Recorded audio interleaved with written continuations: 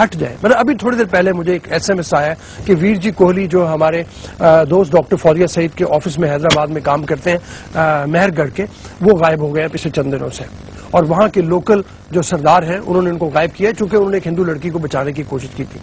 یہاں سے گلے شروع ہوتے ہیں کہ کمیونٹیز مائنورٹیز کے ساتھ جو اقلیت ہے اچھا سلوک نہیں ہوتا, وہ قائد اعظم نے جو برابری والا کہا تھا وہ سلوک نہیں ہوتا. اس طرح کے کوئی گلے ہیں, جب اس سے ہم ہٹ جاتے ہیں اس کی بات کی جائے.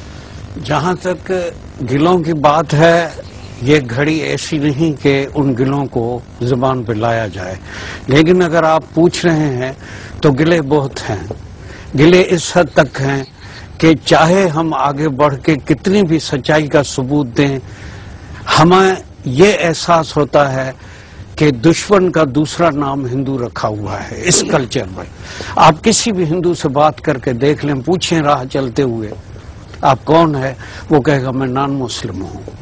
آپ پوچھیں گے کیا مطلب نان مسلم کا, چپ رہے گا. آپ پوچھیں کیا مطلب, کیا تم ہندو ہو, وہ زبان سے نہیں کہے گا, گردن ہلائے گا.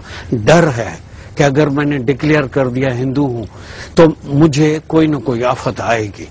کوشچن یہ ہے ہمیں آفت آئے یا نہ آئے, ہمارے ذہنوں میں قائد اعظم کی 11 اگست کی تاریخ رقم ہے, اسی کے اوپر ہم عمل کرتے ہوئے آگے بڑھ رہے ہیں, اور پاکستان ہمارے لیے ماں کی گود ہے. اس گود میں ہم پلے ہیں, پسے ہیں, اس ملک نے آگے بڑھایا ہے, ہم اس کے ممنون ہیں. جہاں تک گلوں کی شکوہ ہے, وہ گھڑی جب آئے گی تو گلوے بھی کریں گے اور کچھ باتوں کو آگے بھی بڑھائیں گے. لیکن آپ نے ابھی کوسچن پوچھا تھا کہ گورنمنٹ کی طرف سے کوئی تفریق نہیں, کوئی تفریق نہیں. میں لاڑکانے کی بات کرتا ہوں, ایاز سومرو آیا تھا ہماری کیمپ میں, شوکت میمن آیا تھا ہماری کیمپ میں, فریال ٹالپور آئی تھی ہمارے میمن اس میں ادھر کیا کہتے ہیں دھرم شالہ میں. تو کوئی گورنمنٹ کی اس معاملے میں تفریق نہیں ہے. جہاں تک گورنمنٹ کا معاملہ ہے, گورنمنٹ نے ہمیں بہت کچھ دیا ہے. جوائنٹ الیکٹورل نہیں تھا, اب ملا ہے. یہاں آگے ہم اگر کچھ مانگتے تھے تو ہمیں پرویز مشرف تک یہ کہا جاتا تھا کہ آپ کو بہت کچھ ملا ہوا ہے, بات زیادہ مت کریں. کرنے کی باتیں ہمارے پاس بہت ہیں, ہٹ جائے. مطلب ابھی تھوڑی دیر. جی السلام علیکم نوار جی, بریک کے بعد. اچھا جناب امرناتھ صاحب, مطلب بالکل ہم گلہ سننے کے لیے بیٹھے ہیں, آپ کا گلہ ہے اس کو کھل کے کیجئے. میں ویسے مطلب سمجھتا ہوں کہ ہم زیادہ تر لوگ واقعی حل کرنا چاہتے ہیں. ہم سمجھتے ہیں کہ آپ اتنے ہی شہری ہیں پاکستان کے جتنا میں ہوں, آپ کو حق ملنا چاہیے اس طرح کا. گلہ کیجئے بالکل. آپ گلہ اگر سننا ہے تو میں گلہ کرتے وقت یہ نہ سمجھیے کہ میں کوئی گلہ ایک غیر ہو کر رہا ہوں, اپنا سمجھ کے گلہ کر رہا ہوں. جی. کیونکہ مجھے قائد اعظم کی 11 اگست کی وہ تقریر بھی ذہن میں حرف بحرف یاد ہے. اس کے علاوہ ایک بہت بڑی بات جو زیادہ تر لوگ نہیں جانتے, وہ یہ کہ پاکستان کا پہلا ترانہ جگن ناتھ آزاد سے قائد اعظم نے لکھوایا تھا. وہ 2 سال 1 سال تک چلتا رہا, اس کے بعد حفیظ جالندھری صاحب نے لکھا. تو ہم قائد اعظم کے اس رویے کو اور اس اعلان کو کہ مذہب اسٹیٹ کی دخلداری سے دور ہوگا, ہم اسی کو ایک تکیہ بنا کے آگے بڑھ رہے ہیں. جہاں تک شکایتوں کی بات ہے, ہمیں زیادہ تر گلہ اس چیز کا رہتا ہے کہ چھوٹی چھوٹی بچیاں کڈنیپ کی جاتی ہیں, اور جب اول تو پولیس ان کا کوئی FIR لاج نہیں کرتی.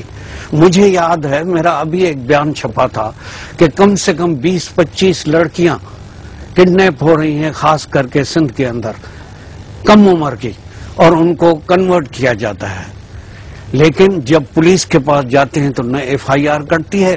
اگر کسی 5-6 کی FIR کٹ بھی جاتی ہے تو جو اس کا حشر ہوتا ہے, خدا معاف کرے کہ میں کورٹ کی عدالت میں دیکھتا رہتا ہوں, C کلاس میں کیس کر دیا گیا, کڈنیپنگ کی گئی ہے, تھانے پہ نکال کے لڑکے کو اور لڑکی کو لایا گیا ہے, 1 دن 2 دن اس کو بٹھایا گیا ہے, اور بٹھانے کے بعد قبول اسلام کی سند لا کے سامنے رکھی جاتی ہے کہ اس نے تو اسلام قبول کر لیا, کوئی گناہ نہیں ہوتا.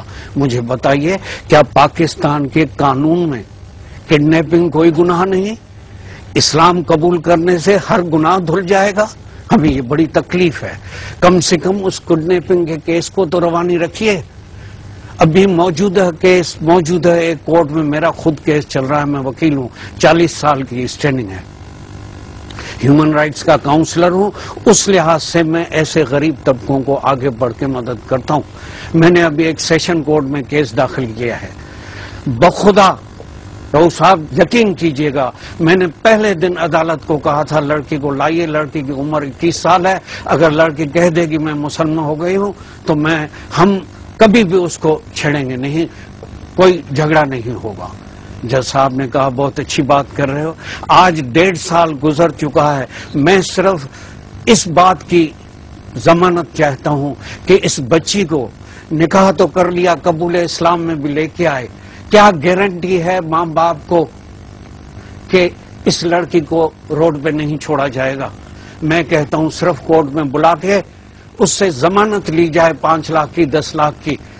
کیا آپ اس کو کوئی دھوکہ نہیں دیں گے، گھر میں رکھیں گے؟ کیونکہ کاروبار ہو رہا ہے. اگر میں کھلے الفاظ میں کہوں تو میرا خیال ہے یہ عاقل نہیں ہے کہ میں کہوں کہ پٹھان لڑکی کتنے میں بکتی ہے، بنگالی لڑکی کتنے میں بکتی ہے، ہندو لڑکی مفت میں بکتی ہے.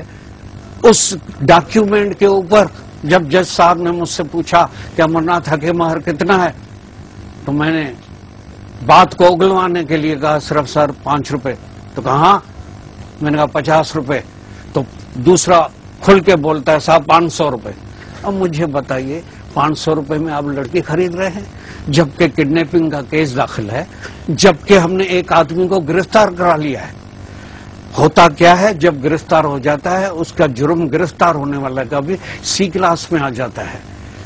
آج 2 سال ہو گئے ہیں رؤوف صاحب، کیا ہوگی ماں کی حالت، کیا ہوگی باپ کی حالت؟ ہمیں تو رونا آتا ہے کورٹ کے آگے کہ خدا را پاکستان ہمارے ماں کی گود ہے، ہمیں ادھر پلٹ نہیں دیجیے، ہمیں یہ دکھ دور کیجیے.